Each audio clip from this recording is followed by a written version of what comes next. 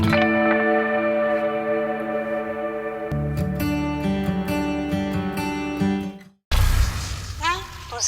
फुंतरू आहे आहे आहे आहे आहे.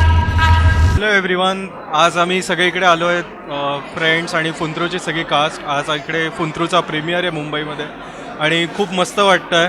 माझ्याबरोबर आहे जसराज जोशी, ऋषिकेश जातार आणि मी सौरभ बालेराव. आम्ही तिघंही या मूवीचे कंपोजर्स आहोत. टोटल 4 गाणी केली आहेत. जसराज तुम्हाला अजून माहिती देईल.